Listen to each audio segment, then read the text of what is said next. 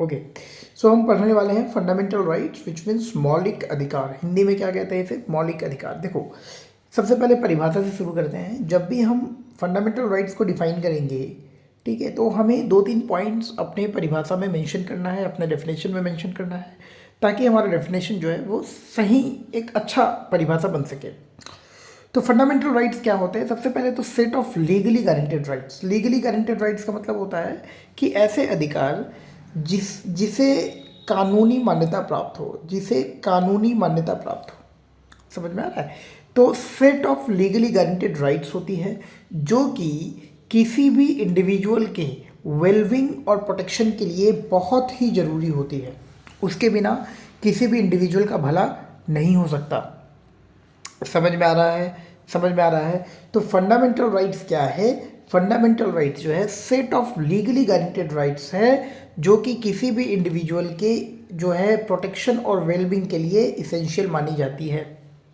और ये जो सारी राइट्स होती है इसका एक अपना कॉन्स्टिट्यूशनल फ्रेमवर्क होता है। कॉन्स्टिट्यूशनल फ्रेमवर्क का मतलब हो गया, या फिर एक लीगल फ्रेमवर्क होता है। लीगल फ्रेमवर्क का मतलब हो गया कि एक तरीके से कानूनी मान्यता का मतलब ये नहीं हो गया कि आपको कानूनी मान्यता प्राप्त हो गया तो आप कुछ भी कर सकते हो। आपके वो जो राइट्स होते हैं वो किसी कानून के दायरे के भीतर ही काम करते हैं। ठीक है, तो एक जो है एक फ्रेमवर्क होता है, पूरा का पूरा एक फ्रेमवर्क होता है कि आप क्या क्या राइट्स होंगे, उन राइट्स में रेस्ट्रिक्शन क्या होगा, कब वो राइट्स लागू होंगे, कब वो राइट्स नहीं लागू होंगे। तो पूरा का पूरा एक फ्रेमवर्क के दायरे में ये काम होता है। तो फंडामेंटल राइट्स का परिभाषा क्या है? फंडामेंटल राइट्स जो है set of legally guaranteed rights which are considered essential for the protection and well-being of individuals within a specific legal or constitutional framework। Simple सी बात है, कोई बोले कि मौलिक अधिकार का परिभाषा दो, तो मौलिक अधिकार ऐसे अधिकार हैं जिन्हें कानूनी मान्यता प्राप्त है और वो किसी भी व्यक्ति के लिए उसके सुरक्षा के लिए और उसके वेलबींग के लिए जो है वो बहुत ही ज़्यादा ज़रूरी माने जाते हैं। और ये एक संवैधानिक फ्रेमवर्क के दायरे में रह करके ये सारे राइट्स को देखा जाता है, वगैरह वगैरह। ठीक है, फंडामेंटल राइट्स को जो है मैग्ना कार्टा भी कहा जाता है। मैग्ना कार्टा क्या है? मैग्ना कार्टा हमें पता है कि सन 1215 में बेसिकली इंग्लैंड के जो राजा थे किंग जॉन, इंग्लैंड के जो राजा थे किंग जॉन, एक बेसिकली मैग्ना कार्टा जो है एक हिस्टोरिक डॉक्यूमेंट है, एक हिस्टोरिक डॉक्यूमेंट है जो कि मोनार्की के पावर्स को लिमिटेड करता है, मतलब मोनार्की के पावर्स को रिस्ट्रिक्ट करता है। ठीक है, और ये भी कहता है कि जो राजा है वो लॉ से ऊपर नहीं है। King was not above the law. समझ में आ रहा है? तो मैग्ना कार्टा क्या है? मैग्ना कार्टा बेसिकली एक हिस्टोरिक डॉक्यूमेंट है जो कि मोनार्की के पावर्स को लिमिट करता है, रिस्ट्रिक्ट करता है, और ये भी कहता है कि king was not above the law. और ये चार्टर, ये 1215 में चार्टर किसने इशू किया था? किंग जॉन ने इशू किया था।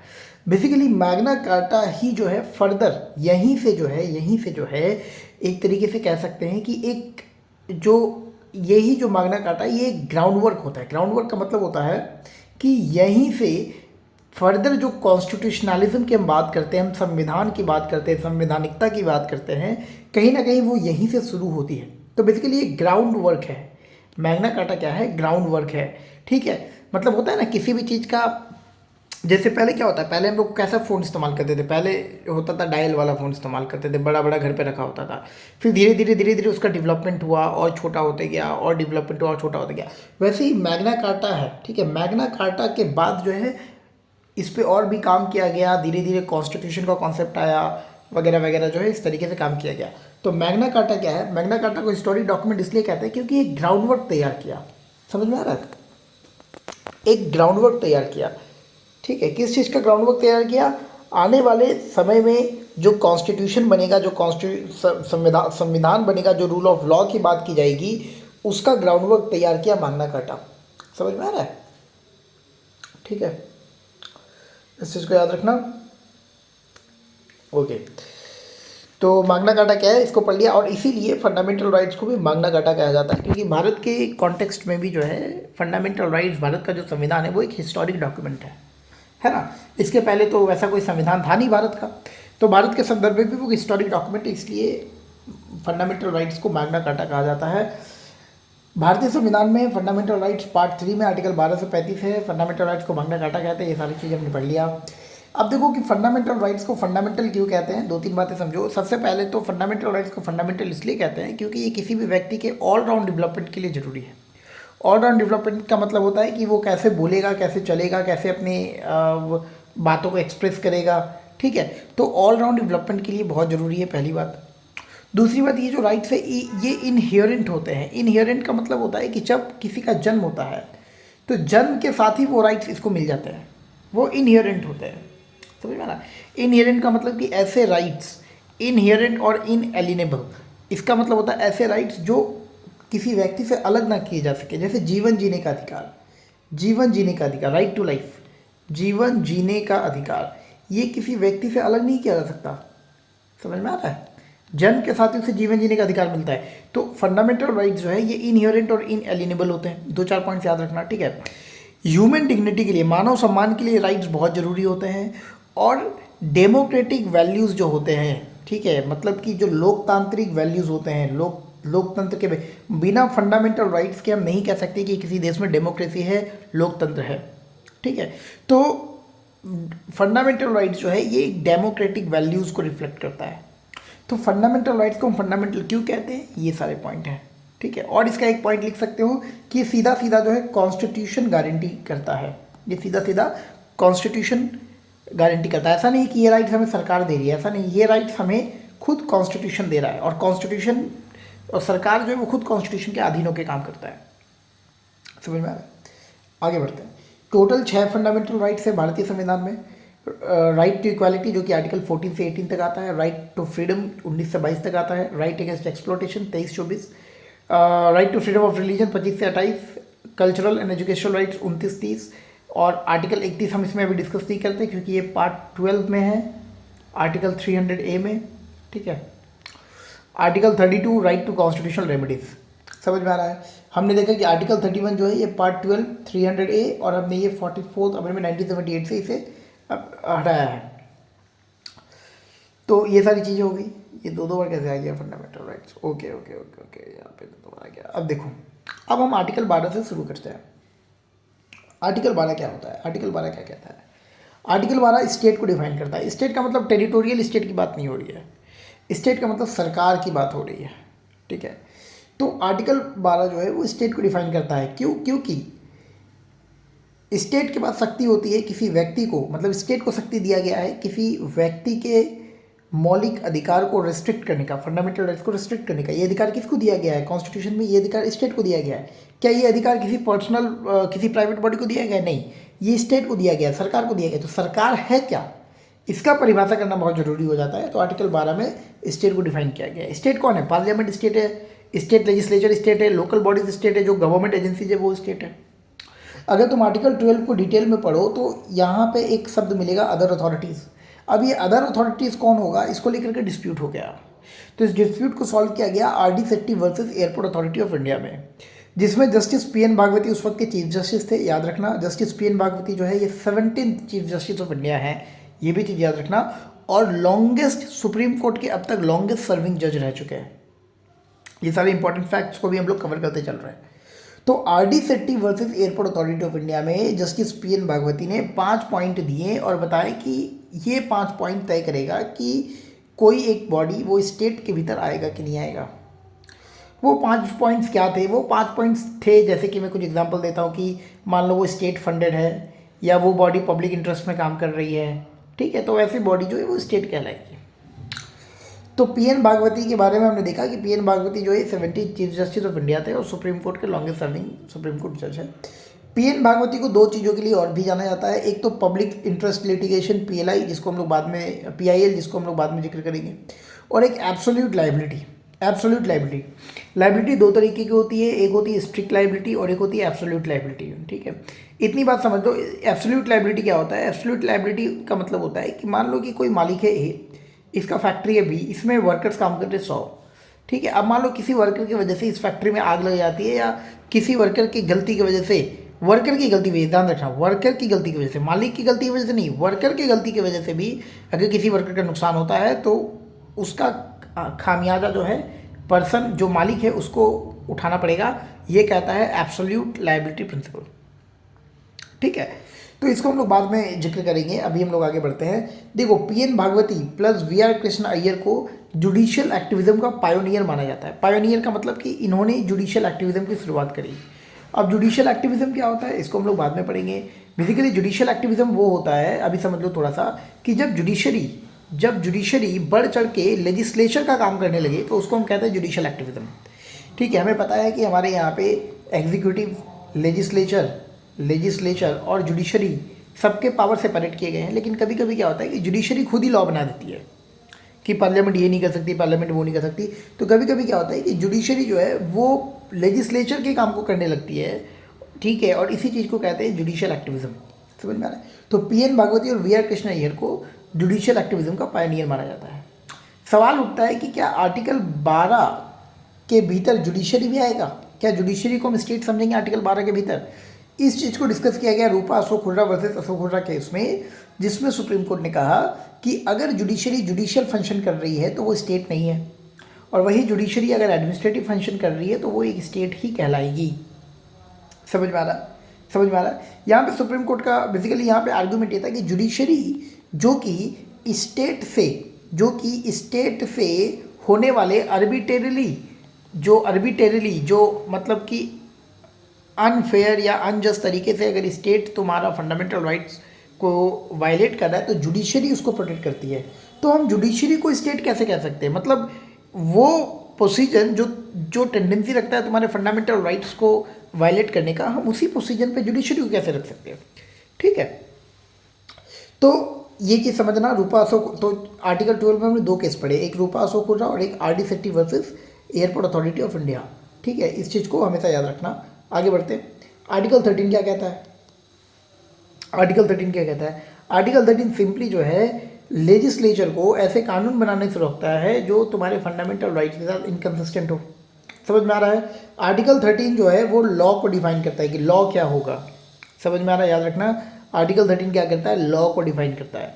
समझ में आ रहा है? आर्टिकल 13 में डॉक्ट्रिन ऑफ एक्लिप्स और डॉक्ट्रिन ऑफ सेपरेबिलिटी, मतलब आर्टिकल 13 को अगर तोड़ के पढ़े इसके क्लॉज 1 को और क्लॉज 2 को, तो हमें डॉक्ट्रिन ऑफ एक्लिप्स और डॉक्ट्रिन ऑफ सेपरेबिलिटी देखने को मिलता है। डॉक्ट्रिन ऑफ एक्लिप्स जो है ये प्री कॉन्स्टिट्यूशनल लॉज पे लागू होते हैं, मतलब कमेंसमेंट ऑफ द कॉन्स्टिट्यूशन के पहले जो कानून बनाए गए हैं कि भाई ऐसे कानून अगर आपके फंडामेंटल राइट्स को इन्फ्रिंज कर रहे हैं तो वो कानून जो है बेकार नहीं होंगे, नल एंड वॉइड नहीं होंगे, बल्कि वो जो है डॉर्मेंट स्टेट में होंगे, मतलब कि वो इनएक्टिव होंगे। कभी अमेंड कर दिया गया तो वो एक्टिव हो सकते हैं। ठीक है, और डॉक्ट्रिन ऑफ सेपरेबिलिटी कि भाई अगर पार्लियामेंट जो है कॉन्स्टिट्यूशन बनने के बाद पार्लियामेंट को ऐसी कानून बना दे जो तुम्हारे फंडामेंटल राइट्स को इन्फ्रिंज करता हो, तो वो कानून जो है नल एंड वॉइड कहलाए जाएंगे। ये डॉक्ट्रिन ऑफ सेपरेबिलिटी कहता है, इसको डॉक्ट्रिन ऑफ सीवरेबिलिटी भी कहते हैं।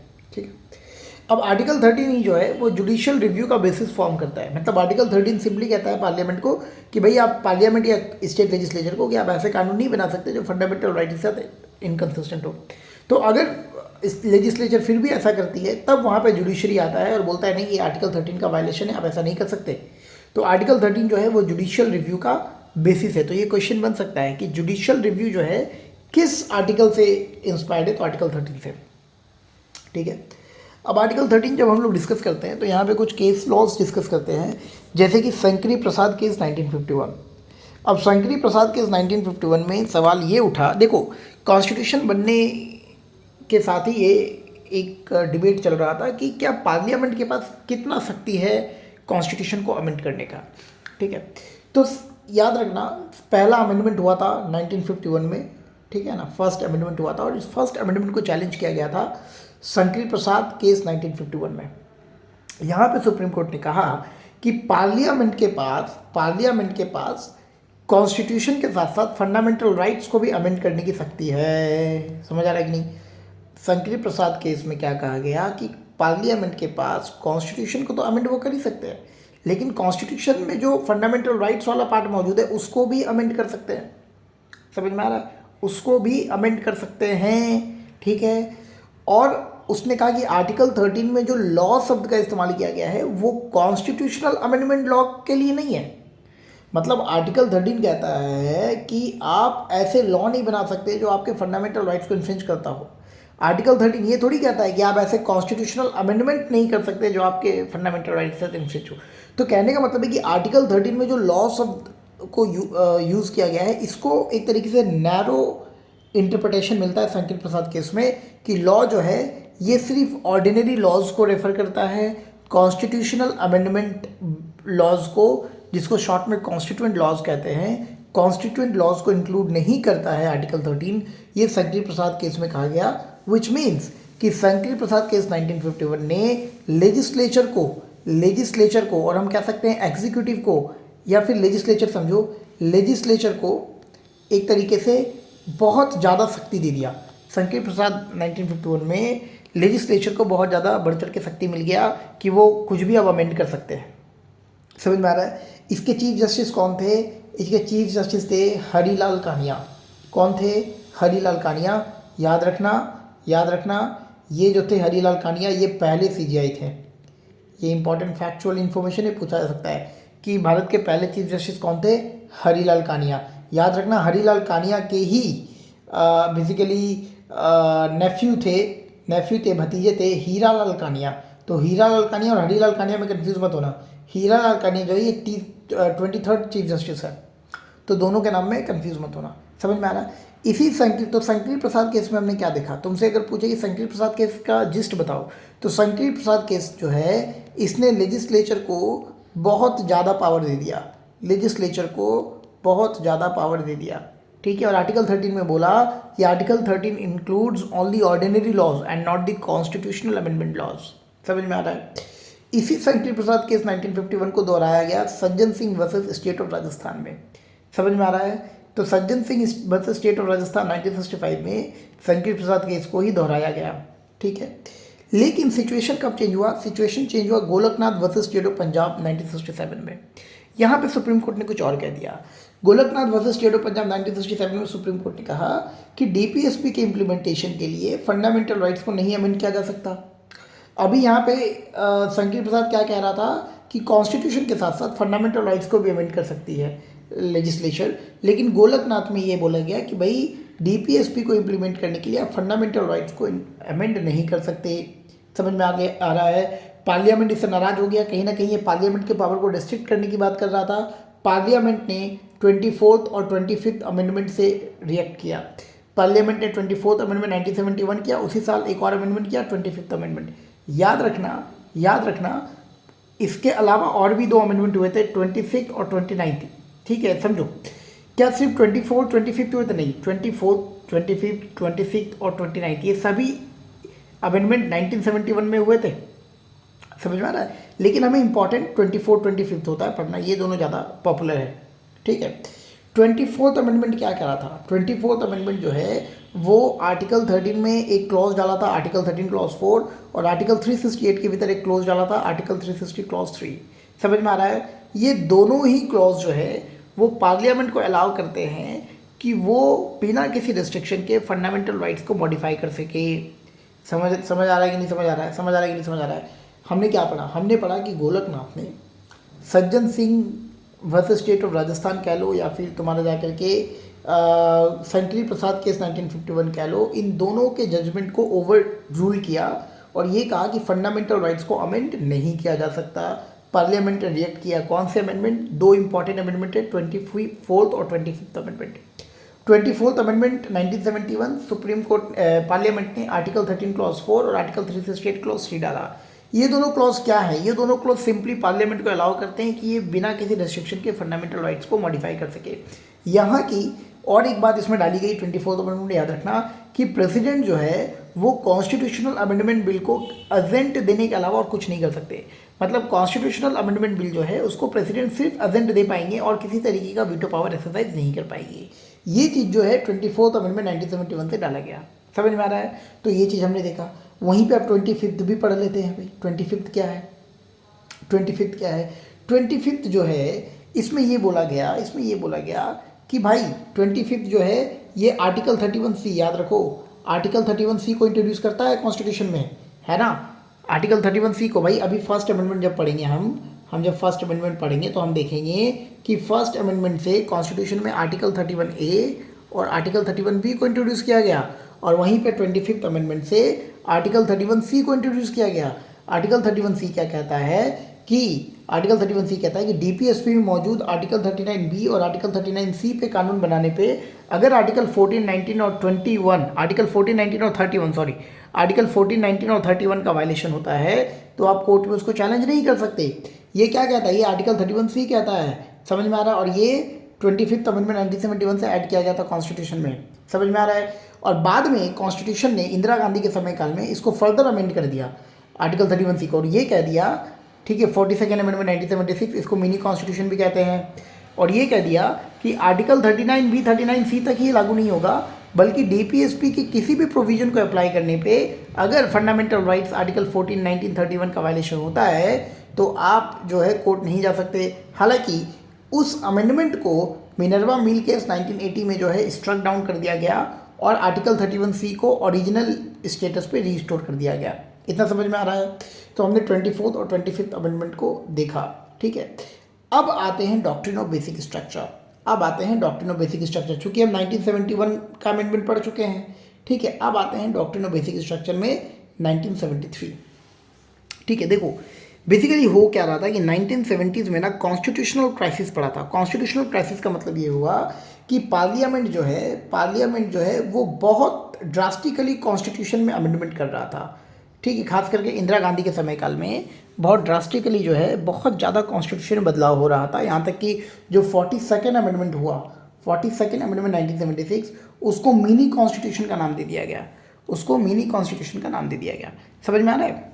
तो इसी को हम कहते हैं कॉन्स्टिट्यूशनल क्राइसिस। तो अगर तुमसे कोई पूछे कि कॉन्स्टिट्यूशनल क्राइसिस का मतलब क्या होता है, इसका मतलब ये होता है कि 1970s के समय काल में कॉन्स्टिट्यूशन में बहुत ज़्यादा बदलाव किए गए, ठीक है। और फिर यहीं से कॉन्सेप्ट ज़रूरत पड़ गई हमें बेसिक स्ट्रक्चर की, ठीक है। डॉक्ट्रिन ऑफ बेसिक स्ट्रक्चर, ये डेट क्या सिग्निफाई कर रहा है, ये डेट सिग्निफाई कर रहा है वो जजमेंट का डेट, वो 24 अप्रैल 1973 को ही जजमेंट आया था डॉक्ट्रिन ऑफ बेसिक स्ट्रक्चर का। आगे पढ़ते हैं। ये डॉक्ट्रिन कहता है क्या, ये डॉक्ट्रिन ये कहता है कि कॉन्स्टिट्यूशन के कुछ इसेंशियल फीचर्स या इसेंशियल एलिमेंट्स इतने फंडामेंटल होते हैं कि उसको किसी भी हाल में अल्टर मतलब बदला नहीं जा सकता या उसको डिस्ट्रॉय नहीं किया जा सकता अमेंडमेंट के माध्यम से। समझो डॉक्ट्रिन ऑफ बेसिक स्ट्रक्चर क्या कहता है। डॉक्ट्रिन ऑफ बेसिक स्ट्रक्चर कहता है कि भाई संविधान में कुछ ऐसी बातें लिखी गई है, कुछ ऐसे संविधान के कुछ बहुत ही ज़रूरी फीचर्स है, बहुत ही ज़रूरी एलिमेंट्स है, जिसको आप अमेंडमेंट के माध्यम से किसी भी माध्यम से आप उसको बदल नहीं सकते, आप उसको डिस्ट्रॉय नहीं कर सकते। भले ही वो अमेंडमेंट जो है पूरा का पूरा संवैधानिक प्रोसेस को फॉलो करके क्यों ना किया गया हो। समझ में आ रहा है। This doctrine asserts that certain essential features or elements of a constitution are so fundamental that they cannot be altered or destroyed by amendments to the constitution, even if those amendments are made by the constitution's own amendment process. तो संविधान में लिखे गए तरीकों को follow करके amend भी अगर आप अमेंड कर रहे हो तो कुछ फीचर्स ऐसे हैं जिसको अमेंड या डिस्ट्रॉय नहीं किया जा सकता। ये कहता है डॉक्ट्रिन ऑफ बेसिक स्ट्रक्चर। समझ में आ रहा है। अब डॉक्ट्रिन ऑफ बेसिक स्ट्रक्चर को इंट्रोड्यूस किया गया था Kesavananda Bharati versus state of Kerala 1973 के केस में। ये बहुत ही लैंडमार्क जजमेंट है क्योंकि अब तक की सबसे लॉन्गेस्ट कॉन्स्टिट्यूशनल बेंच यहाँ पे बैठी थी, 13 जजों की बेंच बैठी थी, जिसमें 7 लोग बेसिक स्ट्रक्चर के साथ खड़े थे, 6 लोग बेसिक स्ट्रक्चर के खिलाफ में खड़े थे। समझ में आ रहा है। तो 7:6 की मेजॉरिटी थी। इसके जो चीफ जस्टिस थे वो थे 13वें चीफ जस्टिस थे, जिसका नाम था सर्वमित्रा सिकरी। बड़ा गजब का खेल है। टोटल जज भी 13 बैठे थे और जो चीफ जस्टिस की जो नंबर है वो 13th चीफ जस्टिस है, तो ऐसे याद रखने में आसानी होती है। और सर्वमित्रा सिकरी जज का नाम है, वो भी चीज़ याद रखना। समझ में आ रहा है। तो 1973 के Kesavananda Bharati versus state of Kerala में कोर्ट ने इस बात को कहा कि भाई कॉन्स्टिट्यूशन में कुछ ऐसी बातें हैं, ऐसी फीचर्स हैं जिसको आप अमेंड बदल नहीं कर सकते, जिसको हम डॉक्ट्रिन ऑफ बेसिक स्ट्रक्चर के नाम से जानते हैं। हालांकि कोर्ट ने उस वक्त नहीं बताया कि बेसिक स्ट्रक्चर में क्या क्या आएगा। हालांकि बाद में जजमेंट वाइज उसने बताया कि क्या क्या बेसिक स्ट्रक्चर है, जैसे कि सुप्रीमेसी ऑफ द लॉ हो गया, सुप्रीमेसी ऑफ द कॉन्स्टिट्यूशन हो गया, फेडरलिज्म हो गया, सेक्युलरिज्म हो गया, डेमोक्रेसी हो गया, सेपरेशन ऑफ पावर्स हो गया, रूल ऑफ लॉ हो गया। ये सारे बेसिक स्ट्रक्चर्स है, इनमें बदलाव नहीं किया जा सकता। समझ में आया पहली बात। दूसरी बात, अब ये बेसिक स्ट्रक्चर जो है ये लेजिस्लेचर के अमेंडिंग पावर को रिस्ट्रिक्ट करता है। है ना, ये लेजिस्लेचर के एमेंडिंग पावर को रेस्ट्रिक्ट करता है, ठीक है, ताकि लेजिस्लेचर जो है वो संविधान के जो कोर आइडेंटिटी है, जो कोर वैल्यूज़ है, उसको बदल ना सके। समझ में आ रहा है? अब समझते हैं कि बेसिक स्ट्रक्चर का सिग्निफिकेंस क्या हो सकता है। देखो, पहले तो बेसिक स्ट्रक्चर वो संविधान के कोर प्रिंसिपल और वैल्यूज़ को प्रिजर्व करके रखता है, ठीक है, ताकि गवर्नमेंट उसके साथ छेड़खानी ना कर सके कोर प्रिंसिपल के साथ, पहली बात। दूसरी बात हमारे कॉन्स्टिट्यूशन को एक लिविंग डॉक्यूमेंट कहा जाता है। लिविंग डॉक्यूमेंट इसलिए कहा जाता है क्योंकि समय बदलने के साथ साथ हम इसमें ज़रूरी चेंजेस कर सकते हैं, ठीक है। तो डॉक्ट्रिन ऑफ बेसिक स्ट्रक्चर ये इंश्योर करता है कि कॉन्स्टिट्यूशन एक लिविंग डॉक्यूमेंट रहे। लिविंग डॉक्यूमेंट का मतलब ये हुआ कि चेंजिंग टाइम्स के साथ साथ उसमें हम बदलाव कर सके, ठीक है, लेकिन उसके साथ साथ जो है हम उसके फाउंडेशनल प्रिंसिपल्स को जो है सेफगार्ड कर सके। हम ये भी इंश्योर कर सके कि इतना ना बदल जाए कि उसका फाउंडेशनल प्रिंसिपल ही खत्म हो जाए। तो कॉन्स्टिट्यूशन एक लिविंग डॉक्यूमेंट है, मतलब बेसिक स्ट्रक्चर क्या करता है, वो ये इंश्योर करता है कि बदलते समय के साथ साथ कॉन्स्टिट्यूशन में भी बदलाव हो, लेकिन इतना ना बदल दिया जाए कि उसका जो कोर वैल्यूज़ है, जो कोर प्रिंसिपल है, वही खत्म हो जाए। समझ में आ रहा है? साथ ही साथ ये जो कॉन्स्टिट्यूशनलिज्म का प्रिंसिपल होता है, जो संवैधानिकता का प्रिंसिपल होता है, जो रूल ऑफ लॉ होता है, उसको भी बचाता है, ठीक है, ताकि गवर्नमेंट जो है कोई आर्बिट्रेरी चेंजेस ना कर दे कॉन्स्टिट्यूशन में और हमारे फंडामेंटल राइट्स को ये कर दे या फिर सारे पावर को सेंट्रलाइज कर ले। समझ में आ रहा है? ठीक है। और लेजिस्लेचर के पोटेंशियल एब्यूज़ से भी हमें सेफगार्ड करता है। तो ये कुछ सिग्निफिकेंस है, ये रटने नहीं है, इसमें रटने जैसा कुछ नहीं है, इसको समझने जैसा है कि बेसिक स्ट्रक्चर का क्या सिग्निफिकेंस है। समझ में आ रहा है? अब देखो, बेसिक स्ट्रक्चर का ओरिजिन कब हुआ? तो बेसिक स्ट्रक्चर का ओरिजिन 1970s में कॉन्स्टिट्यूशनल क्राइसिस के दौरान हुआ। कॉन्स्टिट्यूशनल क्राइसिस का मतलब हुआ कि उस वक्त की जो इंदिरा गांधी की सरकार थी, उसने बहुत सारे चेंजेस किए इंडियन कॉन्स्टिट्यूशन में, ऐसे भी चेंजेस किए जो खुद जुडिशरी के पावर को कर्टेल कर रहा था, कम कर रहा था, और एग्जीक्यूटिव के पावर को बढ़ा रहा था। समझ में आ रहा है? तो इंदिरा गांधी के समय काल में इतने सारे चेंजेस किए गए। क्या क्या चेंजेस किए गए? ऐसे चेंजेस किए गए जो जुडिशरी के पावर को भी रोक रहा था और एग्जीक्यूटिव के पावर को एनहेंस कर रहा था। तो काफ़ी चेंजेस किए गए, खास करके 42nd अमेंडमेंट की अगर हम बात करें तो हम इसे मिनी कॉन्स्टिट्यूशन के नाम से जानते हैं, ठीक है। तो ये जो कॉन्स्टिट्यूशनल क्राइसिस पड़ा 1970s के दौर में, खास करके इंदिरा गांधी के समय काल में, उसके वजह से जो है इस डॉक्ट्रिन को आना जरूरी हो गया। समझ में आ रहा? वहीं से ये डॉक्ट्रिन आया। अब ऐसा नहीं है कि ये डॉक्ट्रिन सिर्फ भारत में ही लागू है, और भी कई ऐसे देश हैं जहाँ पे सिमिलर डॉक्ट्रिन चलते हैं। सिमिलर मतलब एग्जैक्टली हमारी तरह तो नहीं कह सकते, लेकिन सिमिलर डॉक्ट्रिन, जैसे कि जर्मनी में एक्सटर्निटी क्लॉज बोल के, जर्मनी के कॉन्स्टिट्यूशन में एक्सटर्निटी क्लॉज बोल के है।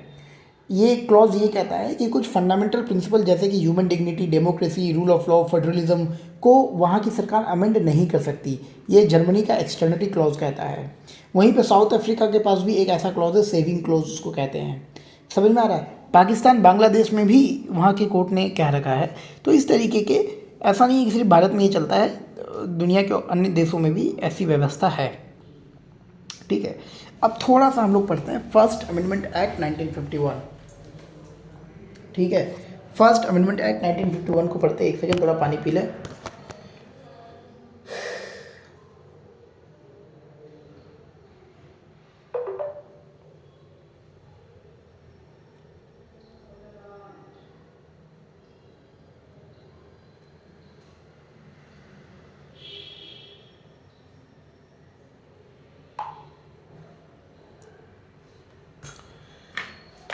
ओके,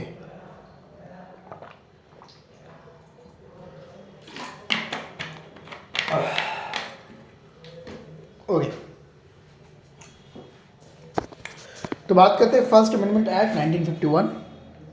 देखो, अब फर्स्ट अमेंडमेंट हम इसलिए पढ़ रहे हैं क्योंकि पहली बार कॉन्स्टिट्यूशन में कुछ बदलाव किया गया है ना, और यहीं पे शंकर प्रसाद केस में इस चीज़ को चैलेंज किया गया, और जिसमें शंकर प्रसाद ने लेजिस्लेचर को एक तरीके से बहुत ज़्यादा शक्ति दे दिया कि आप कॉन्स्टिट्यूशन में कुछ भी बदलाव कर सकते हो।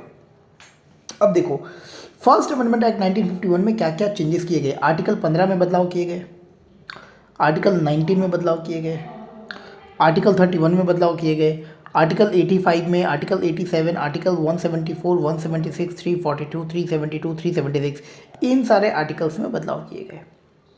ये बहुत इंपॉर्टेंट है कि भाई फर्स्ट अमेंडमेंट एक्ट में क्या क्या बदलाव किए गए, तो ये सारी चीज़ों में बदलाव किए गए।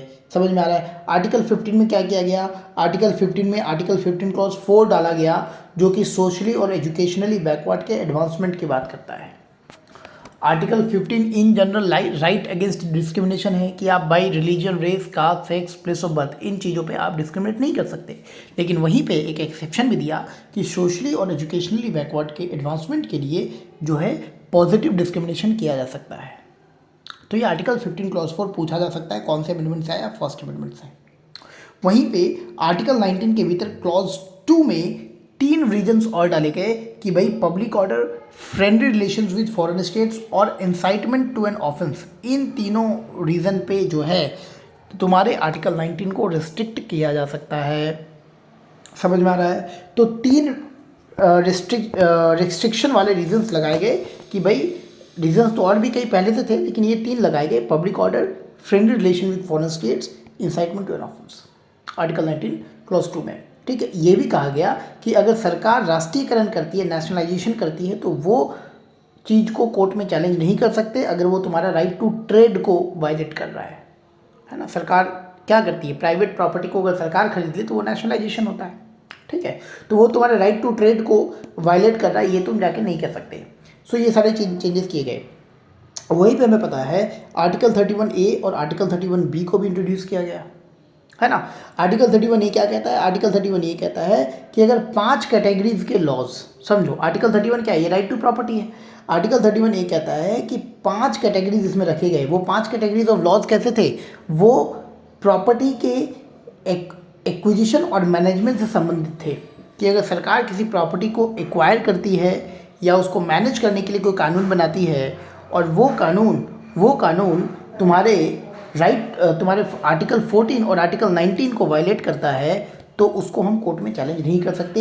ये आर्टिकल 31A कहता है ना।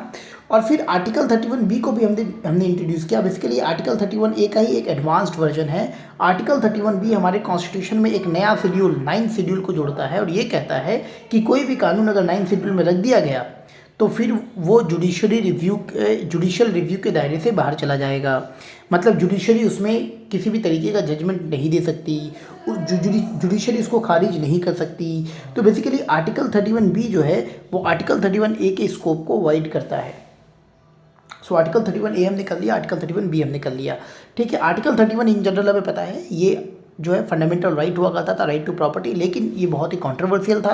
कंट्रोवर्शियल इसलिए था क्योंकि ये जो फंडामेंटल राइट है वो गवर्नमेंट को लैंड को इक्वली डिस्ट्रीब्यूट करने से रोक रही थी। इसीलिए जो है इसको लीगल राइट बना दिया गया फंडामेंटल राइट से, 44th अमेंडमेंट 1978। ठीक है, समझ में आ रहा। और ये part 12 of the constitution article 300 में जो है अभी हमें देखने को मिलता है। अब ये जो है एक लीगल राइट है, right to property is no longer a fundamental right. इतना हमने पढ़ लिया। सो हमने देखा कि फर्स्ट अमेंडमेंट से आर्टिकल 31A क्या है, आर्टिकल 31B क्या है, इस चीज़ को हमने देखा। अब हम समझते हैं कि देखो आर्टिकल 31B क्या कहता है। आर्टिकल 31B 9 शेड्यूल को इंट्रोड्यूस करके कहता है कि कोई भी लॉ अगर 9 शेड्यूल में डाल दो तो वो जुडिशियल से बेसिकली उसको इम्यूनिटी मिल जाती है, जुडिशरी उसमें कुछ नहीं कर सकता। लेकिन जुडिशरी कैसे चुप बैठ सकता था, ऑलरेडी समझा, जुडिशरी इसमें कैसे चुप बैठ सकता था। IR Coelho case 2007, IR Coelho versus state of Tamil Nadu इसको बोलते हैं। IR कोलेहो केस 2007 में एक एक्ट था जिसका नाम था जन्मम एक्ट। क्या नाम था? जन्मम एक्ट। जन्मम एक्ट को 9 शेड्यूल में रखा गया। समझो, तमिलनाडु की सरकार ने एक एक्ट था जिसका नाम था जन्मम एक्ट। जन्मम एक्ट को रख दिया 9 शेड्यूल में। ठीक है, समझ में आ रहा है। 9 शेड्यूल में रख दिया। अब 9 शेड्यूल में रखा तो 9 शेड्यूल मतलब कुछ अमेंडमेंट भी करना पड़ा होगा ना। 9 शेड्यूल तो कॉन्स्टिट्यूशन में है, और अगर कॉन्स्टिट्यूशन में अगर कुछ हम ऐड करते हैं, रिपील करते हैं या चेंज करते हैं तो वो कॉन्स्टिट्यूशन अमेंडमेंट होता है। तो कोई अमेंडमेंट भी हुआ होगा। तो 9 शेड्यूल में अगर हम कुछ ऐड कर रहे हैं या वहाँ से कुछ रिमूव कर रहे हैं तो वो अमेंडमेंट होगा। तो अमेंडमेंट कौन सा था? 34th amendment 1974। क्या समझा? तमिलनाडु की सरकार ने 34th अमेंडमेंट 1974 के माध्यम से जन्मम एक्ट को, समझो, जन्मम एक्ट को इंट्रोड्यूस किया। किसमें? 9th शेड्यूल में। समझ में आ रहा है? 9th शेड्यूल में ठीक है। अब देखो जन्मम एक्ट क्या है। जन्मम एक्ट बेसिकली तमिलनाडु के सरकार को, जन्मम एक्ट बेसिकली तमिलनाडु की सरकार को जन्मम राइट्स को एबॉलिश करने की शक्ति देती है। जन्मम राइट्स क्या है? जन्मम राइट्स समझो कि भाई फ्यूडल लॉर्ड सिस्टम, मतलब कि भाई ये एक मान लो किसान है जो कि सारा दिन खेत में काम करता है, ये भी मिडिल मैन है जिसको हम फ्यूडल लॉर्ड कहते हैं, फ्यूडल लॉर्ड, ठीक है। ये मिडिल मैन है और ये गवर्नमेंट है। तो ये फ्यूडल लॉर्ड क्या करेगा, इससे रेवेन्यू, इससे जो है टोटल रेवेन्यू उठाएगा, उसका कुछ हिस्सा अपने पास रखेगा, बाकी हिस्सा गवर्नमेंट को देगा। तो ये जो सिस्टम था, मतलब कि सारा दिन खटे ये और बेटा पैसा ले जाए, फ्यूडल सिस्टम, इसको जन्मम राइट्स कहते हैं। तो जन्मम राइट्स को एबॉलिश किया गया, समझ में आ रहा है? तो विच मीन्स कि जो फ्यूडल सिस्टम था उस चीज़ को एबॉलिश किया गया। तो जन्मम राइट्स क्या है, याद रखना, पूछा जा सकता है। जन्मम राइट्स जो है ये एक तरीके का फ्यूडल लैंड टेन्योर सिस्टम है, जहाँ पे एक मिडिल मैन होता है जो कि एक्चुअल जो खेतों में काम करने वाले किसान होते हैं उसको, उससे रेवेन्यू लेके सरकार को देता है। इससे क्या होता है कि जो एक्चुअल जो किसान है जो खेत में दिन रात काम कर रहे हैं उनका शोषण होता है। तो तमिलनाडु की सरकार ने जन्मम राइट्स को एबॉलिश किया, जन्मम एक्ट को 9 शेड्यूल में ऐड किया। तो आईआर कोलेहो केस 2007 में इसी चीज़ को चैलेंज किया गया। इसमें जजमेंट, इसमें 9 जज की बेंच बैठी, याद रखना 9 जज की बेंच बैठी। इसमें सुप्रीम कोर्ट ने कहा कि अगर 24 अप्रैल 1973 के बाद कोई भी लॉ 9 शेड्यूल में डाले गए हैं वो जुडिशियल रिव्यू के दायरे से बाहर नहीं होंगे। अगर, ठीक है, वो जुडिशरी को पूरा अधिकार है ये देखने का कि वो बेसिक स्ट्रक्चर को वायलेट करता है कि नहीं करता है। समझ में आ रहा है? बेसिक स्ट्रक्चर का मतलब है कि वो आर्टिकल 14, 19, 21 को वायलेट तो नहीं कर रहा है। समझ में आया? तो आईआर कोलेहो केस में ये जो लेजिस्लेचर की जो 9 शेड्यूल वाला जो टैक्टिक था, 9 शेड्यूल वाला जो टैक्टिक था उसको कहीं ना कहीं रेस्ट्रिक्ट कर दिया कि अगर आप 9 शेड्यूल में भी रखते हो और अगर वो बेसिक स्ट्रक्चर या फंडामेंटल राइट्स को आर्बिट्रेरीली इन्फ्रिंज करता है तो हम उसको जरूर अल्ट्रा वायरस डिक्लेयर कर देंगे। अल्ट्रा वायरस का मतलब खारिज कर देंगे। समझ में आ रहा है? 24 अप्रैल 1973 का ये डेट क्यों लिया गया? क्योंकि इसी दिन केशवानंद भारती केस का जजमेंट आया था। समझ में आ रहा है? इस चीज़ को समझा हमने। अब आर्टिकल 85 समझते हैं। क्यों? क्योंकि आर्टिकल 85 में भी अमेंडमेंट किया गया था। आर्टिकल 85 क्या है? आर्टिकल 85 जो है वो पार्लियामेंट के सेशन, पार्लियामेंट के प्रोरोगेशन और पार्लियामेंट के डिसोल्यूशन से संबंधित है।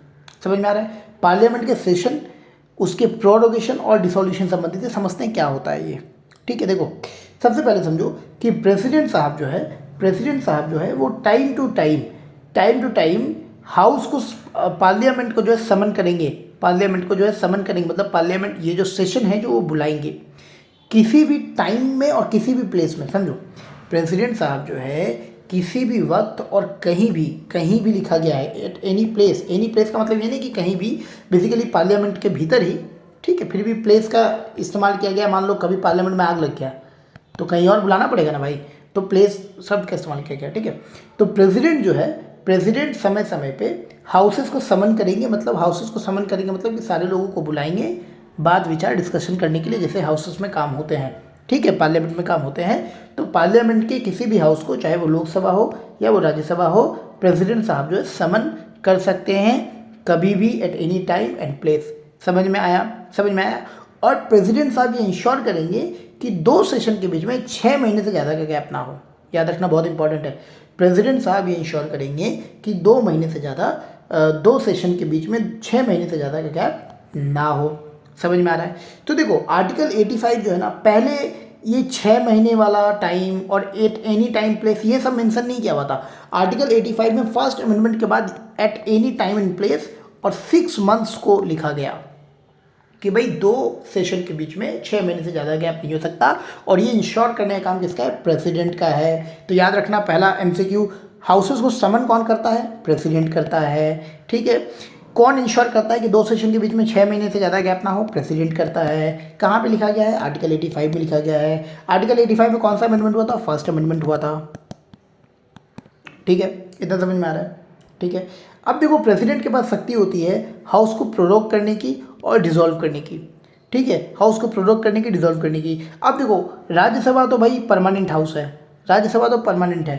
ठीक है, मतलब यहाँ के जो लोग होते हैं उनका वो पूरा 6 साल तक ऑक्यूपाई रहते हैं, 6 साल तक उनका टेन्योर होता है। ठीक है, 6 साल तक वो रहते हैं, 6 साल तक उनको कोई हटा नहीं सकता राज्यसभा के। लेकिन लोकसभा थोड़ा सा डायनेमिक होता है।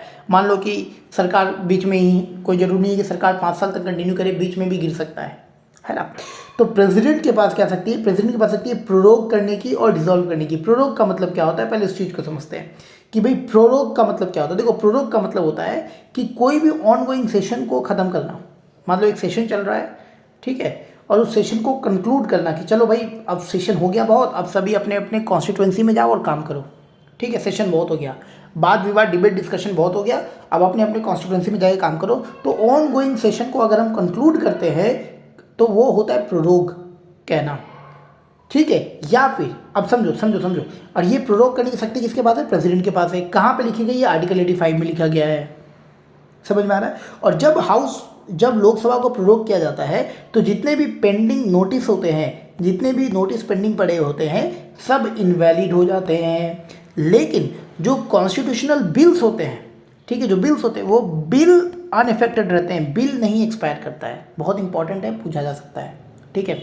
आर्टिकल 85 में प्रेसिडेंट की बात सकती है कि वो लोकसभा को प्रोरोग करे, लोकसभा को डिसॉल्व करे। प्रोरोग की अगर बात करें तो प्रोरोग का मतलब क्या होता है कि ऑन गोइंग सेशन को कंक्लूड करने को हम प्रोरोग कहते हैं। इसकी शक्ति किसके पास होता है, प्रेसिडेंट के पास होता है, स्पीकर के पास नहीं होता, याद रखना, ठीक है। और जब हाउस का किसी सेशन को प्रोरोग किया जाता है तो उस सेशन में पड़े जितने भी पेंडिंग नोटिस होते हैं वो एक्सपायर कर जाते हैं, लेकिन बिल्स जो है वो अनइफेक्टेड रहते हैं। मतलब वापस से जब सेशन जुड़ेगा, वापस से जब लोग असेंबल होंगे, ठीक है, सेशन आएगा, तो फिर से वो बिल जो है उस बिल के साथ प्रोसीड किया जा सकता है। इसको कहते हैं प्रोरोग कहना, प्रोरोग करना, समझ में आ रहा है। और फिर क्या होता है, एक होता है डिसॉल्व करना। डिसॉल्व भी कौन करेंगे, प्रेसिडेंट करेंगे। अब डिसॉल्व कब हो सकता है, देखो अगर सरकार अपना 5 साल पूरा कर ले तो लोकसभा ऐसे ही डिसॉल्व हो जाएगा। देखो लोकसभा के संक्षेप में, लोकसभा के कॉन्टेक्स्ट में ही हम प्रोरोग और डिसॉल्व करने की बात कह रहे हैं, राज्यसभा में नहीं, क्योंकि राज्यसभा तो परमानेंट है, उसको क्या प्रोरोग करना, वो क्या डिसॉल्व होगा, ठीक है, लोकसभा की बात हो रही है। तो 5 साल में सरकार, मोदी सरकार का अगर ख़त्म हो जाए, ठीक है भाई, 5 साल किसी सरकार का ख़त्म हो जाए तो ऐसे ही हाउस डिसॉल्व होगा कि चलो भाई 5 साल पूरा हो गया, पार्लियामेंट अब खाली करो, अब नए लोगों का इलेक्शन होगा, नए लोग आएंगे। पार्लियामेंट खाली करो का मतलब है लोकसभा खाली करो, अब नए लोग का चुनाव होगा, नए लोग आएंगे। तो ये डिसॉल्व करने का काम कौन करेगा, ये प्रेसिडेंट करेगा। तो प्रेसिडेंट या तो 5 साल के बाद, समझो अब डिसॉल्व कब कब हो सकता है, 5 साल के बाद, ठीक है, या फिर मान लो कि काउंसिल ऑफ मिनिस्टर ने खुद कह दिया कि देखो भाई अब ऐसा है, अब लोकसभा को खाली करवाने का टाइम आ गया। काउंसिल ऑफ मिनिस्टर, समझ रहे हो, काउंसिल ऑफ मिनिस्टर खुद कह दे कि अब हम जो है ऐसा है कि अब इलेक्शन की तैयारी करनी चाहिए, अब जो है हम हाउस को डिसॉल्व कर दिया जाए, तो प्रेसिडेंट साहब डिसॉल्व कर देंगे। या फिर रूलिंग पार्टी के अगेंस्ट नो कॉन्फिडेंस मोशन चलाया जाए और ये पाया जाए कि अब रूलिंग पार्टी के पास जो मिनिमम सपोर्ट चाहिए एमपीज़ का वो नहीं है, तो हमें पता होगा कि वो पार्टी जो है, रूलिंग पार्टी जो है वो हार जाती है, वो डिफीट हो जाती है, गवर्नमेंट गिर जाती है, और उस केस में भी प्रेसिडेंट साहब जो है डिसॉल्व हाउस को कर देते हैं। तो हाउस का डिसॉल्यूशन बेसिकली 3 केस में हो सकता है, या तो सरकार अपना 5 साल पूरा कर ले, या तो खुद काउंसिल ऑफ मिनिस्टर कह दे, या तो नो कॉन्फिडेंस पोजीशन में सरकार हार जाए। तो ये 3 केसेस में लोकसभा खाली हो सकती है, लोकसभा डिसॉल्व हो सकता है, और ये डिसॉल्व अनाउंसमेंट करने का काम प्रेसिडेंट साहब का है। याद रहे कि जब लोकसभा डिसॉल्व होता है तो नोटिस और बिल्स सब कुछ एक्सपायर हो जाते हैं। प्रोरोग में बिल्स एक्सपायर नहीं होते, लेकिन डिसॉल्व में बिल्स भी एक्सपायर हो जाते हैं। जो भी पेंडिंग बिल्स पड़े हुए वो एक्सपायर हो जाते हैं, फिर उस बिल के साथ प्रोसीड नहीं किया जा सकता। समझ में आ रहा है, इतना क्लियर हो गया, वेरी गुड वेरी गुड। थोड़ा पानी पी लेते हैं भाई।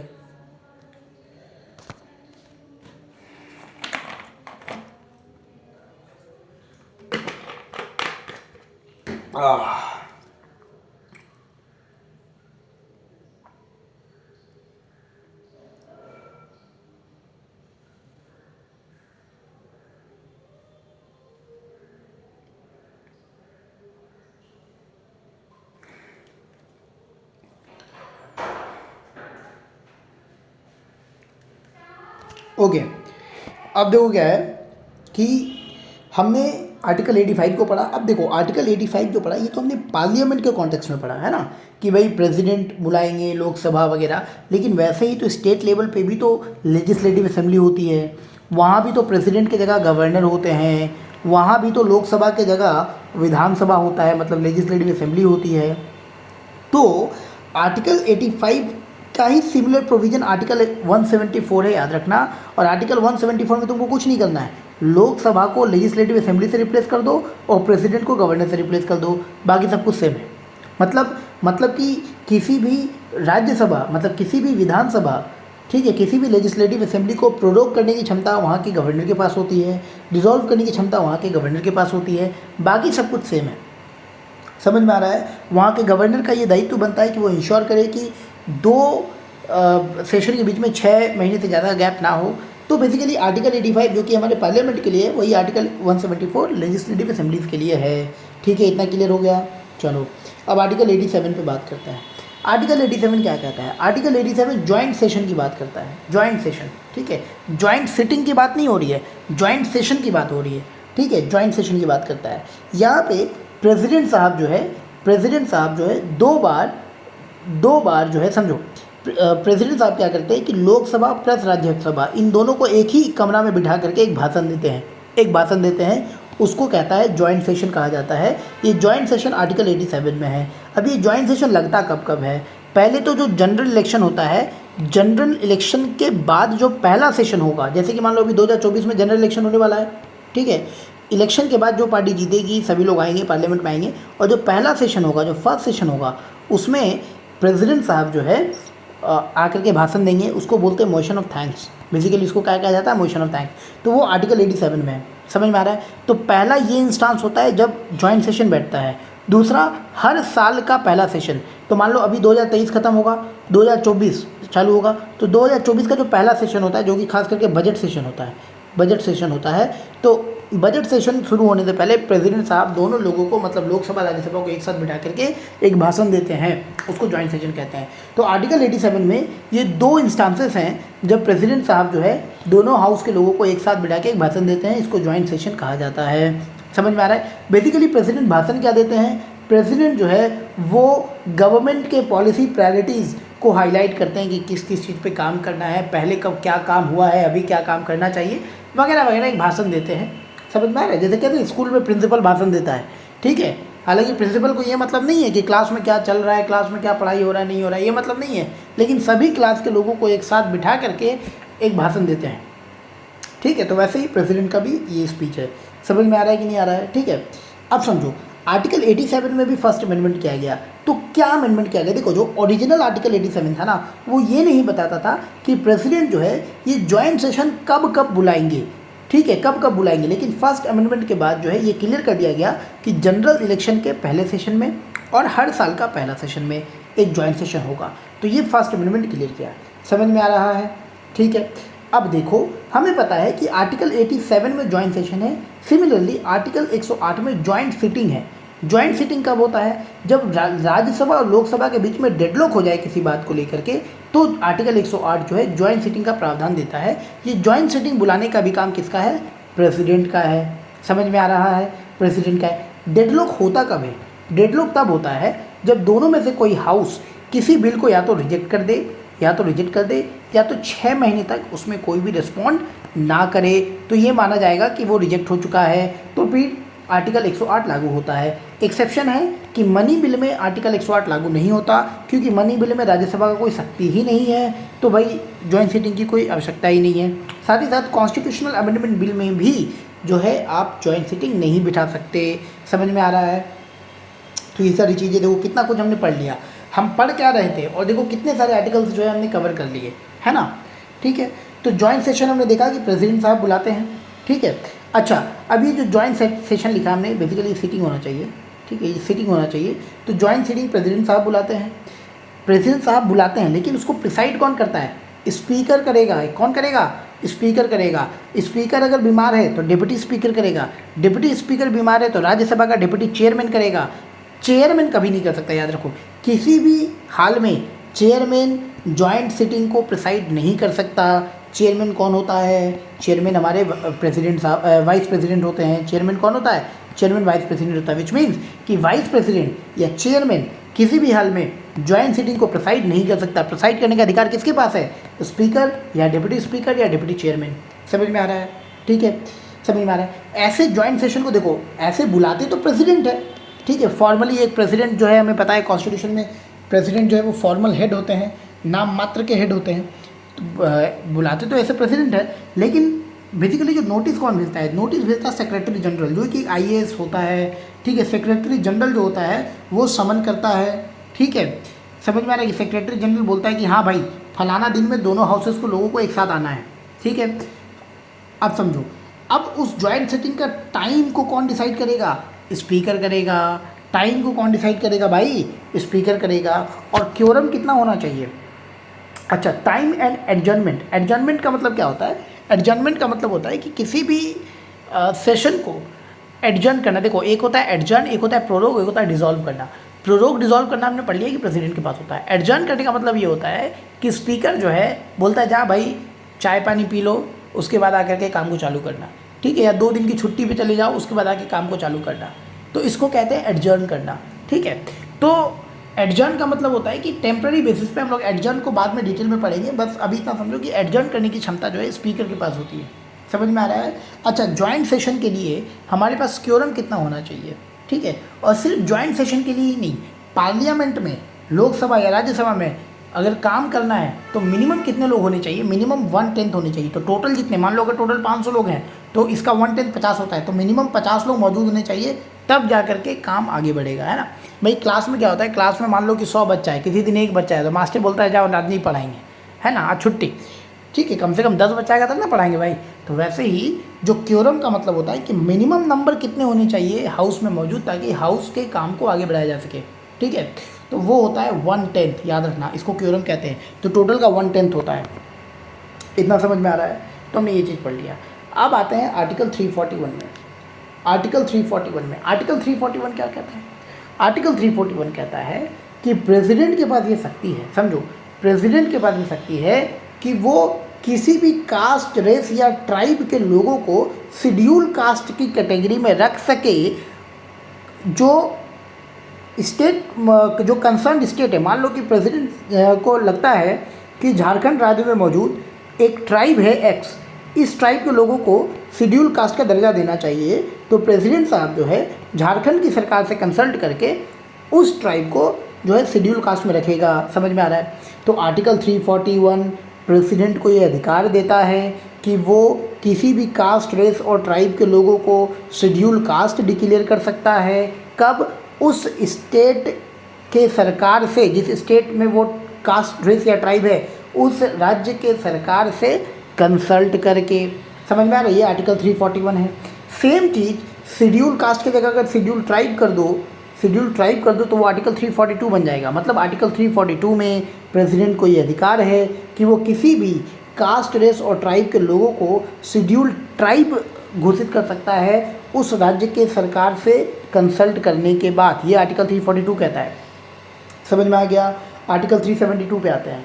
आर्टिकल 372 क्या कहता है। आर्टिकल 372 क्या कहता है कि भाई संविधान बनने से पहले जो भी कानून थे, समझना, आर्टिकल 372 क्या कहता है कि संविधान बनने से पहले जो भी कानून थे वो कानून लागू ही रहेंगे, वो कानून लागू ही रहेंगे जब तक उसे कॉम्पिटेंट अथॉरिटी, मतलब जिस अथॉरिटी के पास अधिकार है, अधिकार किसके पास है, पार्लियामेंट के पास है, ठीक है, ठीक है, पार्लियामेंट के पास है। तो जब तक पार्लियामेंट उस लॉ को बदल या ख़त्म ना कर दे तब तक वो लागू रहेंगे। समझना, यही आर्टिकल 372 में। अब तुम आर्टिकल 13 से इसको कोऑर्डिनेट करो। आर्टिकल 13 के जो तुम्हारा डॉक्ट्रिन ऑफ एक्लिप्स था, डॉक्ट्रिन ऑफ एक्लिप्स क्या कहता है, डॉक्ट्रिन ऑफ एक्लिप्स कहता है कि कोई भी प्री कॉन्स्टिट्यूशनल लॉज, संविधान बनने के पहले जो कानून थे, अगर वो तुम्हारे फंडामेंटल राइट्स को इन्फ्रिंज करेंगे तो वो कानून जिंदा है, बस सोया हुआ है। जब उस फंडामेंटल राइट्स को अमेंड कर दिया जाएगा तो वो जग जाएगा, लागू हो जाएगा। समझ में आ रहा है। मतलब आर्टिकल 372 कहता है कि भाई संविधान बनने के पहले जो भी कानून थे, जो अंग्रेजों के कानून थे, वो कानून रहेंगे, वो कानून रहेंगे जब तक कॉम्पिटेंट अथॉरिटी उस कानून को बदल ना दे। अभी जो ILP हम लोग होता है, इनर लाइन परमिट, ये कहाँ से आता है, ये आता है Bengal eastern frontier regulation act 1973 से, सॉरी 1873 से। तो ये तो प्री कॉन्स्टिट्यूशनल लॉ है ना, ये तो अब भी चल रहा है। तो आर्टिकल 372 सिंपली यही कहता है कि भाई अंग्रेजों के कानून भी चलेंगे। समझ में आ रहा है, इतना समझ में आ रहा है, इतना समझ में आ रहा है, ठीक है, ठीक है। अच्छा, हालांकि अब यहाँ पे समझो, हालांकि प्रेसिडेंट को ये पावर भी दिया गया, कि ये प्रेसिडेंट जो है उन कानून में कुछ मॉडिफिकेशन कर सकते हैं ताकि वो कॉन्स्टिट्यूशन के साथ अलाइन हो जाए। मान लो कॉन्स्टिट्यूशन कुछ और कह रहा है, वो कानून कुछ और कह रहे हैं, तो प्रेसिडेंट उस कानून में जो है मॉडिफिकेशन कर सकते हैं ताकि वो कॉन्स्टिट्यूशन के डायरेक्शन में ही चले वो कानून। समझ में आ रहा है? हालांकि ये पावर भी प्रेसिडेंट को कॉन्स्टिट्यूशन बनने के 3 साल तक ही था। मतलब कि कॉन्स्टिट्यूशन कब कमेंस हुआ? 1950 में। मतलब प्रेसिडेंट के पास ये शक्ति सिर्फ 1953 तक था, है ना। This power to be expired after 3 years from the commencement of the constitution. समझ में आ रहा है? मतलब 1953 तक ये शक्ति था कि प्रेसिडेंट जो है वो प्री कॉन्स्टिट्यूशनल लॉज में कुछ मॉडिफिकेशन कर सके। मतलब आज के टाइम पे प्रेसिडेंट के पास ये शक्ति नहीं है कि वो किसी प्री कॉन्स्टिट्यूशनल लॉज में किसी तरीके का मॉडिफिकेशन कर सके। समझ में आ रहा है? समझ में आ रहा है? समझ में आ रहा है? अब समझो, हमने 7th कॉन्स्टिट्यूशनल अमेंडमेंट 1956 के जरिए, पता होना चाहिए 7th कॉन्स्टिट्यूशनल अमेंडमेंट एक्ट 1956 बहुत इंपॉर्टेंट है, जिसने कि part A, part B, part C, part D वाला जो कॉन्सेप्ट था पार्ट 1 में, उसको हटा दिया, है ना। और यूनियन टेरिटरी का कॉन्सेप्ट यहीं से आया था, हमने पढ़ा था। 7th कॉन्स्टिट्यूशनल अमेंडमेंट एक्ट 1956 से एक आर्टिकल डाला, आर्टिकल 372, एक आर्टिकल डाला आर्टिकल 372, और आर्टिकल 372A डाला। आर्टिकल 372A क्या कहता है? आर्टिकल 372A कहता है कि ये जो प्रेसिडेंट ये लॉज को जो मॉडिफाई करेंगे, ठीक है, समझो, प्रेसिडेंट ने इन लॉज को जो भी मॉडिफाई किया हुआ है, उन लॉज को आप चैलेंज नहीं कर सकते, हाँ, कॉम्पिटेंट अथॉरिटी उसको ज़रूर जो है उसको कैंसिल या बदल सकती है, लेकिन हम उसको कोर्ट में जाके चैलेंज नहीं कर सकते। समझ में आ रहा? कौन से कानून को? ऐसे प्री कॉन्स्टिट्यूशनल लॉज को जिसमें प्रेसिडेंट ने कुछ मॉडिफाई किया हुआ है। समझ में आ रहा है? तो मान लो 1951 में प्रेसिडेंट ने किसी अंग्रेजों के कानून में कोई मॉडिफिकेशन कर दिया, ठीक है, बाद में तुम चले गए कोर्ट में, तो कोर्ट कहता है 7th कॉन्स्टिट्यूशन अमेंडमेंट 1956 कहता है कि नहीं, आर्टिकल 372 कहता है कि नहीं, कोर्ट में उसको चैलेंज नहीं किया जा सकता। कॉम्पिटेंट अथॉरिटी उसमें जरूर कुछ बदलाव कर सकती है, उसको कैंसिल तक कर सकती है, लेकिन कोर्ट में उसको आप चैलेंज नहीं कर सकते।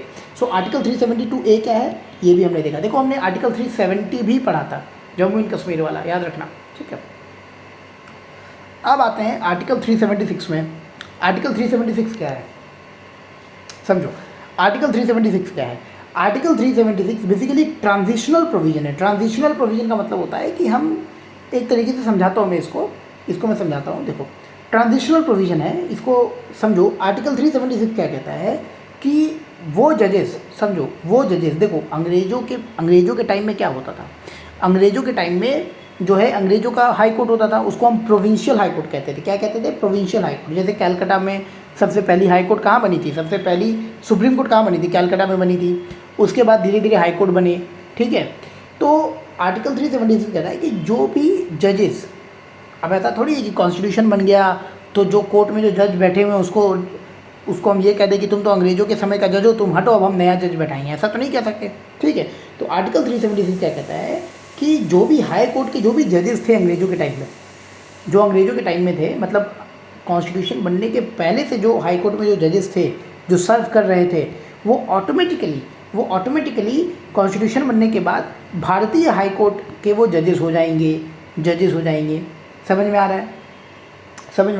तो मान लो कैलकाटा हाई कोर्ट में कोई जज था एक्स, कोई जज है एक्स, ठीक है। जैसे कि समझो कैलकाटा हाई कोर्ट में कोई जज था एक्स, ठीक है। तो कॉन्स्टिट्यूशन बनने के बाद ऐसा नहीं है कि इस एक्स जज को हम हटा देंगे, नहीं, कॉन्स्टिट्यूशन बनने के बाद भी यही जज कंटिन्यू करेगा एज दी जजेस ऑफ द हाई कोर्ट या चीफ जस्टिस, जो भी कह लो। तो बेसिकली आर्टिकल 376 क्या कहता है? वो ट्रांजिशनल प्रोविजन है, मतलब कि एक जज जो कि कॉन्स्टिट्यूशन बनने के पहले भी सर्व कर रहा है, ठीक है। मान लो कि हमारा कॉन्स्टिट्यूशन बना 26 जनवरी 1950 को, हमारा कॉन्स्टिट्यूशन कमेंस हुआ, ठीक है, और 25 जनवरी 1950 को एक जज है जो कि सर्व कर रहा है, तो 26 जनवरी को भी वही जज सर्व करेगा। मतलब कि कॉलोनियल जज से, एक तरीके से हम कह सकते हैं ना, कॉलोनियल जज से बेसिकली वो एक तरीके से इंडियन जज बन जाएगा ऑटोमेटिकली, या सेक्युलर जज बन जाएगा, जो भी कह लो। समझ में आ रहा है? मतलब ऐसा नहीं कि उस जज को हम उठा के फेंक देंगे। सो आर्टिकल 376 ये कहता है, ठीक है। अब आते हैं हम आर्टिकल 222 में। अब आर्टिकल 222 में तो कोई बदलाव नहीं किया गया फर्स्ट अमेंडमेंट से, लेकिन हम इसलिए पढ़ रहे हैं क्योंकि आर्टिकल 222 भी जो है वो 376 से सिमिलर है। कैसे? आर्टिकल 222 जो है ये प्रेसिडेंट को अधिकार देता है कि प्रेसिडेंट जो है वो चीफ जस्टिस ऑफ इंडिया के साथ कंसल्ट करके किसी भी हाई कोर्ट के जज को एक स्टेट से दूसरे स्टेट में ट्रांसफ़र कर सकते हैं। The president may after the consultation with the chief justice of India transfer a जज from one high court to any other high court within the territory of India. तो भारत में मौजूद एक high court से दूसरे high court में किसी जज को ट्रांसफ़र करना हुआ तो वो कौन करेगा? वो प्रेसिडेंट करेगा। लेकिन किसके कंसल्टेंट से? Chief justice of India consultation से। कौन कहता है? आर्टिकल 222 कहता है। समझ में आ गया? समझ में आ गया? ठीक है। अब हम बात करते हैं अब हम बात करते हैं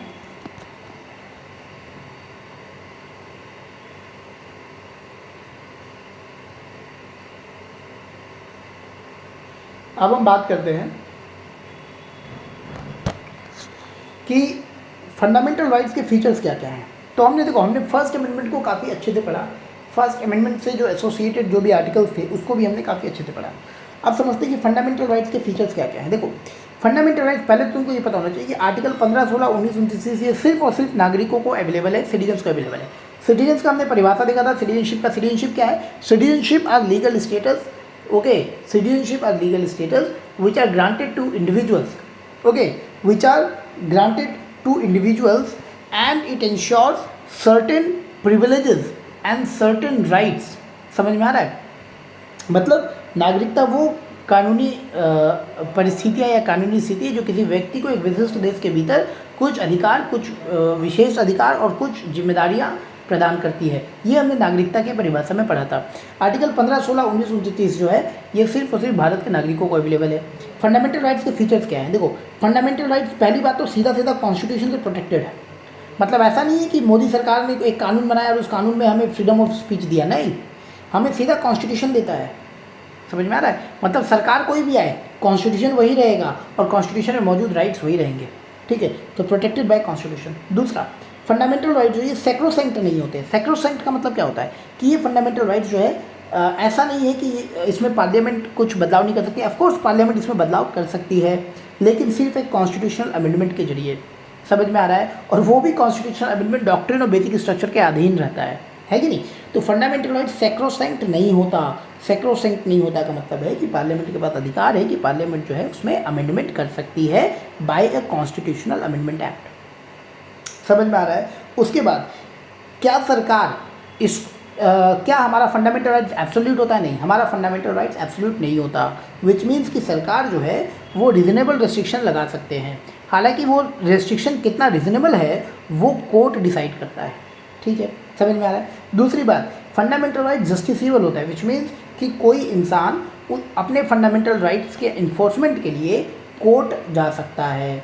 समझ में आ रहा है? उसके बाद हमने देखा कि फंडामेंटल राइट जो है वो नेशनल इमरजेंसी के दौरान सस्पेंड होता है, लेकिन आर्टिकल 20 और आर्टिकल 21 किसी भी हाल में कभी भी सस्पेंड नहीं हो सकता। यहाँ पर हमने पढ़ा कि जब भी नेशनल इमरजेंसी लगती है तो आर्टिकल 19 तभी सस्पेंड होता है जब वो नेशनल इमरजेंसी वॉर या एक्सटर्नल एग्रेशन के ग्राउंड पे लगी हो। अगर आर्म्ड रेबेलियन के ग्राउंड पे लगी है तो आर्टिकल 19 सस्पेंड नहीं हो सकता है। अन्य फंडामेंटल राइट सस्पेंड जरूर हो सकते हैं, लेकिन आर्टिकल 19 सस्पेंड नहीं हो सकता है। इन सारी चीज़ों को समझ के पढ़ना, बार बार बोल रहा हूँ, ठीक है। अब देखो, उसके बाद हमने ये भी पढ़ा कि जो आर्म फोर्सेस के राइट होते हैं या जो पैरामिलिट्री फोर्सेस के राइट होते हैं या जो इंटेलिजेंस एजेंसीज होती है उन सारे के फंडामेंटल राइट्स रिस्ट्रिक्टेड होते हैं। आर्टिकल 33 ये कहता है ना। उसके बाद मार्शल लॉ अगर कहीं लगता है देश में तो भी तुम्हारे राइट्स रेस्ट्रिक्ट हो जाते हैं, ये आर्टिकल 34 कहता है। मार्शल लॉ भारतीय संविधान में कहीं भी डिफाइन नहीं है। समझ में आ रहा है? मार्शल लॉ का मतलब होता है कि जो तुम्हारे जाके जो कन्वेंशनल गवर्नमेंट है, जो गवर्नमेंट चल रही है, उस गवर्नमेंट को सस्पेंड करके एक तरीके से मिलिट्री रूल लग जाए तो उसको मार्शल लॉ कहते हैं। हालांकि मार्शल लॉ कहीं भी डिफाइन नहीं है। ठीक है, समझ में आ रहा है? आर्टिकल 14 को देखते हैं फटाक से। चलो, तो हमने आर्टिकल 12 को डिस्कस कर लिया, हमने आर्टिकल 13 को डिस्कस कर लिया, अब हम आर्टिकल 14 को डिस्कस करते हैं। समझ में आ रहा है? आर्टिकल 14 में दो बातें आती है, एक आता है इक्वालिटी बिफोर लॉ, एक आता है equal protection of laws. Equality before law क्या है कि भाई कोई भी इंसान लॉ से ऊपर नहीं है, और इक्वल प्रोटेक्शन ऑफ लॉ क्या कहता है कि like should be treated like, मतलब कि जो लोग सेम सिचुएशन में हैं उनको उसी तरीके से आपको जो है ट्रीट करना है। समझ में आ रहा है? मतलब कि एक बूढ़े को और एक बच्चे को क्या हम एक तरह ट्रीट कर सकते हैं? नहीं, क्योंकि क्या ये दोनों सेम सर्कमस्टांसेस में नहीं। समझ में आ रहा है? समझ में आ रहा है? एक हेल्दी इंसान को एक बीमार इंसान को क्या एक जैसे ट्रीट किया जा सकता है? नहीं। समझ में आ रहा है? ठीक है, तो like should be treated like, जो लोग जैसे हैं, जिस व्यवस्था में हैं, उन्हीं व्यवस्था में अगर अन्य लोग हैं तो एक जैसा ट्रीट करो। अगर अन्य व्यवस्था में है तो उसको वैसे ट्रीट नहीं किया जा सकता। समझ में आ रहा है? सो ये चीज़ कहता है। इक्वालिटी बिफोर लॉ एक नेगेटिव कॉन्सेप्ट है जो कि ब्रिटेन से लिया गया है। नेगेटिव कॉन्सेप्ट का मतलब कि भाई कोई भी कानून से, नेगेटिव का मतलब क्या होता है? नेगेटिव का मतलब होता है नहीं। ट्रांसलेशन में नेगेटिव सेंटेंस किसको बोलते हैं? आई एम नॉट गोइंग, ये क्या है? ये नेगेटिव सेंटेंस है ना? तो एक नेगेटिव कॉन्सेप्ट है कि भाई कोई भी लॉ के ऊपर नहीं है, तो एक नेगेटिव कॉन्सेप्ट है, इसको ब्रिटेन से लिया गया है, ठीक है। वहीं पे इक्वल प्रोटेक्शन ऑफ लॉ एक पॉजिटिव कॉन्सेप्ट है कि भाई like should be treated like, एक समान व्यवस्था में समान व्यक्तियों को एक जैसा ट्रीट करना है। ये एक पॉजिटिव कॉन्सेप्ट है। ये हाँ है, ये बोल रहा है कि करना है, ये बोल रहा है कि नहीं करना है। कोई भी लॉ, कोई भी इंसान लॉ के ऊपर नहीं है। ये नेगेटिव कॉन्सेप्ट है, ये पॉजिटिव कॉन्सेप्ट है। और इक्वल प्रोटेक्शन ऑफ लॉ जो है ये यूएसए से लिया गया है। इक्वल और इक्वालिटी बिफोर लॉ है जो हमने ब्रिटेन से लिया है। और ब्रिटेन के रूल ऑफ लॉ को किसने प्रोपाउंड किया था? याद रखना, एवी डाइसी ने। एवी डाइसी कौन थे? ये ब्रिटेन के जज थे, ठीक है। एवी डाइसी के द्वारा बताए गए रूल ऑफ लॉ में 3 बातें आती है। सुप्रीमेसी ऑफ लॉ आती है जिसको हमने भारतीय संविधान में लिया है, इक्वालिटी बिफोर लॉ आता है जो कि अभी हम लोग पढ़ रहे हैं, और pre dominance of legal spirit जिसको कि हमने नहीं लिया है। Pre dominance of legal spirit है कि भाई ब्रिटेन में वहाँ के लोगों का राइट्स कौन क्या होगा वो वहाँ की कोर्ट तय करती है, लेकिन हमारे यहाँ पे हमारा कॉन्स्टिट्यूशन तय करता है कि हमारे यहाँ पे फंडामेंटल राइट्स क्या होंगे। समझ में आ रहा है? ठीक है। और यही इक्वल प्रोटेक्शन ऑफ लॉ जो है ये पॉजिटिव कॉन्सेप्ट है और ये पॉजिटिव डिस्क्रिमिनेशन की बात करता है ना? पॉजिटिव कि भाई एक हेल्दी आदमी है, अगर वो 5 किलोमीटर दौड़ सकता है, क्या एक छोटा बच्चा 5 किलोमीटर दौड़ पाएगा? नहीं दौड़ पाएगा। तो क्या दोनों के लिए रेस एक जैसा होना चाहिए? नहीं होना चाहिए, है ना? तो एक्सेप्शंस होनी चाहिए, मतलब डिस्क्रिमिनेशन होना चाहिए। और डिस्क्रिमिनेशन कैसा होगा? वैसे उसको हम पॉजिटिव डिस्क्रिमिनेशन कहेंगे, है ना? कि भाई अगर एक रेस हो रहा है तो बड़े बड़े व्यक्तियों के लिए तुम 5 किलोमीटर का रखो, वहीं छोटे व्यक्तियों के लिए 500 मीटर का रखो, है ना? Discrimination, positive discrimination. समझ में आ रहा है? This is article 14। आर्टिकल 14 में कुछ एक्सेप्शंस भी हैं। क्या एक्सेप्शंस है? जैसे आर्टिकल 361 कि भाई प्रेसिडेंट और गवर्नर के अगेंस्ट तुम किसी तरीके का सिविल और क्रिमिनल प्रोसीडिंग्स उनके टेन्योर में इंस्टीट्यूट नहीं कर सकते। यहाँ पे एक थोड़ा एरर है, करेक्शन कर लेना, कि सिविल प्रोसीडिंग जरूर स्टार्ट कर सकते हो लेकिन 2 महीने का प्रायर नोटिस देने के बाद, ठीक है? सिविल प्रोसीडिंग्स, ये चीज़ याद रखना। आर्टिकल 361 क्या कहता है कि भाई कोई भी व्यक्ति या कोई भी मीडिया अगर किसी भी लेजिस्लेचर, चाहे वो स्टेट, वो लेजिस्लेटिव असेंबली हो या वो पार्लियामेंट हो, ठीक है, वो या तो पार्लियामेंट हो या वो स्टेट लेजिस्लेचर हो, अगर होने वाले बात विवाद डिबेट डिस्कशन को अगर ट्रूली पब्लिश कर दे टीवी के माध्यम से या न्यूज़पेपर के माध्यम से, तो आप उसके अगेंस्ट जो है केस नहीं कर सकते। तो ये आर्टिकल 361 ये कहता है। उसके बाद आर्टिकल 105 एमपी को और आर्टिकल 194 एमएलए को। एमएलए मतलब जो लेजिस्लेटिव असेंबली में बैठता है, एमपी मतलब जो राज्यसभा लोकसभा में बैठता है। तो आर्टिकल 105 एमपी और आर्टिकल 194 एमएलए को ये अधिकार देता है कि आप जो है वैसे एमपी और एमएलए अगर मान लो लेजिस्लेचर में बैठ के किसी अपनी पार्टी के अगेंस्ट जाके वोट दे दिया या कुछ कह दिया, ठीक है, कुछ भी कह दिया, तो आप उसके अगेंस्ट केस नहीं कर सकते, कोई कोर्ट प्रोसीडिंग्स स्टार्ट नहीं कर सकते एमपीज और एमएलएज के खिलाफ में वैसे केसेस में।